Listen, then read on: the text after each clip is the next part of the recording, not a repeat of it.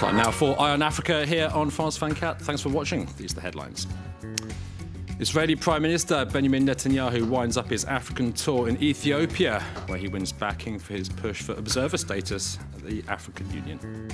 UNESCO summit to herald the role of women leaders in Africa's future gets underway here in Paris. Our guest is a mayor who's been helping to challenge male dominance in Cameroon's politics.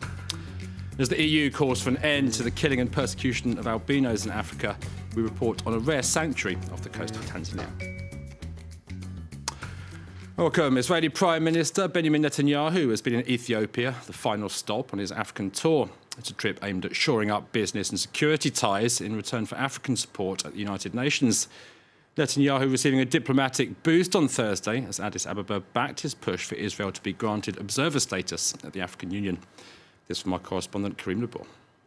In Ethiopia, Benjamin Netanyahu found a friendly ear and the backing of Africa's heavyweight to break the isolation of Israel on the continent. Ethiopia has just been elected to the UN Security Council, and the Prime Minister Haile Mariam promised to support Israel at the UN and, more importantly, to lobby for Israel to secure an observer seat at the African Union, an organization with close ties to the Palestinians. In front of the Ethiopian parliament, Benjamin Netanyahu called for a new era between Africa and Israel. He committed to help Ethiopia to modernize and to access new technology, an offer he extended to any other African country that wants Israel's support.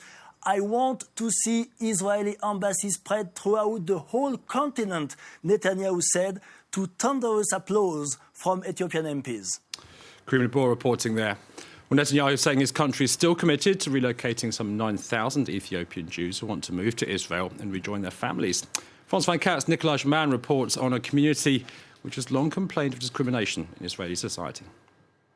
Many believe that Jews first arrived in Ethiopia 3,000 years ago after leaving King Solomon's ancient kingdom. Successive Ethiopian governments persecuted the Jews. They began moving to Israel after chief rabbis determined in 1973 that the community had biblical roots. In the 1980s, Israel began major airlifts so they could leave Ethiopia. In 1991, during Operation Solomon, 14,000 people were evacuated in just 33 hours. Today, there are currently 130,000 Ethiopian Jews living in Israel. 3 years ago, Israel completed what was supposed to be the final large airlift of Ethiopian Jews. I waited 8 years in the town of Gondar. The wait to immigrate to Israel was very, very difficult. There are some people who waited for more than 15 years. But 9,000 Ethiopians who claim Jewish ancestry are still waiting to return. On Thursday in Addis Ababa, Benjamin Netanyahu said they would leave but gave no specific dates. Once they arrive in Israel, life is far from easy. Last year, hundreds demonstrated in Jerusalem in protest at police violence against their community.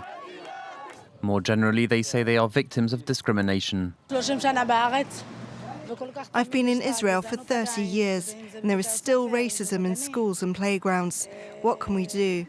This is the country we live in, but I don't think we're really allowed to become part of this society. Today in Israel, 1/3 of Ethiopian Israeli families live below the poverty line.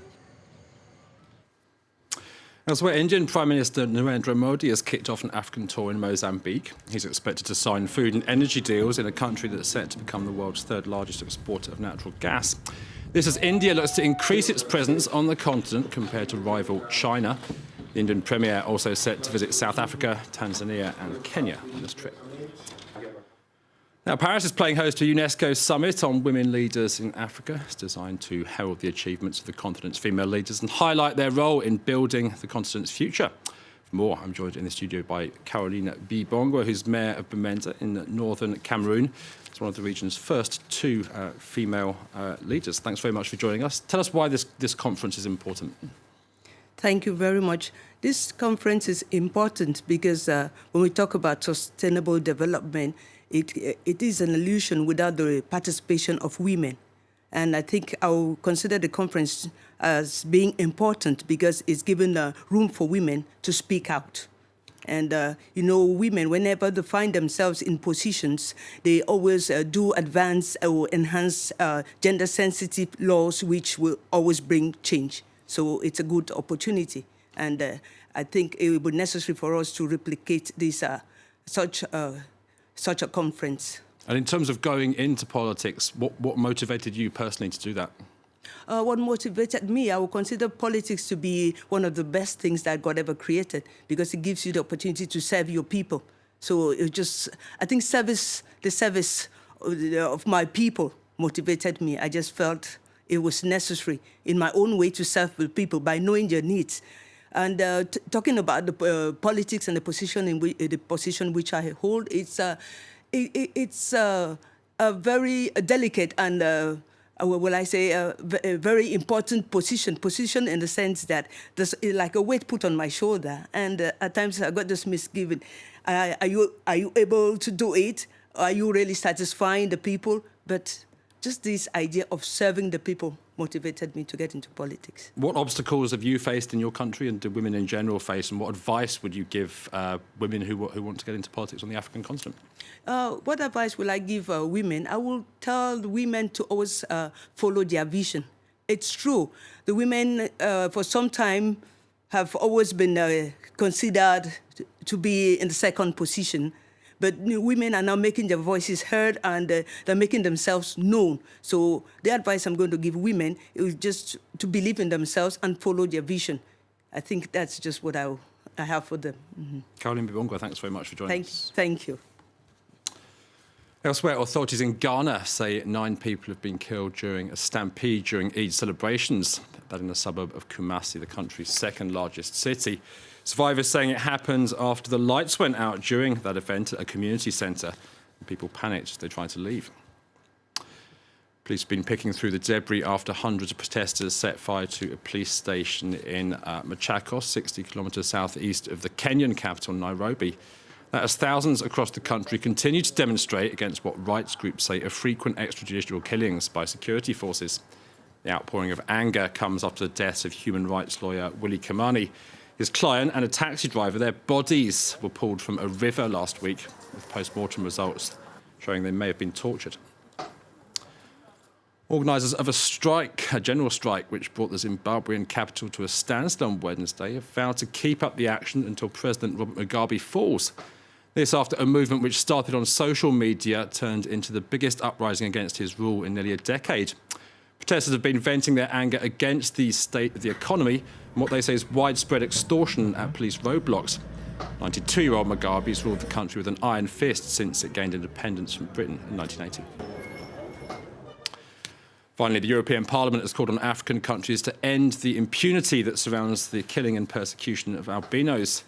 People with albinism have been killed and had their graves robbed because of the belief of some that their body parts bring good luck and wealth.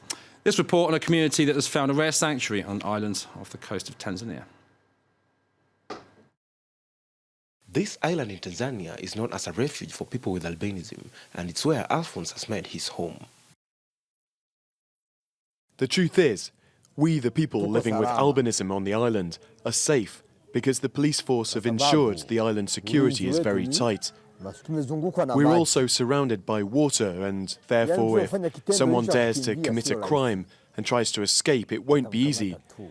They'll definitely be arrested. And that's why you can see we're in a safe environment. In many parts of Africa, they are attacked and murdered for their body parts, with witch doctors turning them into potions and charms. But on this island at Lake Victoria, he feels safe. Rumor goes that families used to dump their relatives here, believing the pigment-free skin was the sign of a curse. They survived, and others made their way here too. Now 75 albinos live on the island among a population of 200,000. But although it's safer than the mainland, the threat of attack is always present. I am not afraid. I've been to many places despite the fact that killings were going on, but I was not worried at all. It is, however, sad when you hear about the killings in other places, because you know that there will be a time that the same will happen to you. In Malawi and Tanzania, hundreds of albinos have been murdered or attacked and their bodies dismembered. For now at least, they albinos of Ukerewe can safely walk outside, work and interact with the local community. Yet the stigma and the fear of future attacks still exists. That's it for Eye on Africa. Thanks for watching and do stay with us here on France 24.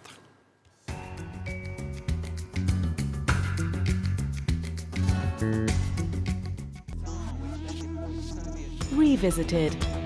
Pillage and plunder, summary executions and child abductions. For over 20 years, northern Uganda suffered at the hands of the Lord's Resistance Army. In the town of Gulu, which endured more than most, people are deeply scarred by the atrocities. 10 years after the militias left, the rehabilitation of children abducted and forced to become sex slaves and child soldiers is still underway. But local associations are working to overcome the psychological scars and help the young generation move on. Revisited on France 24 and France24.com.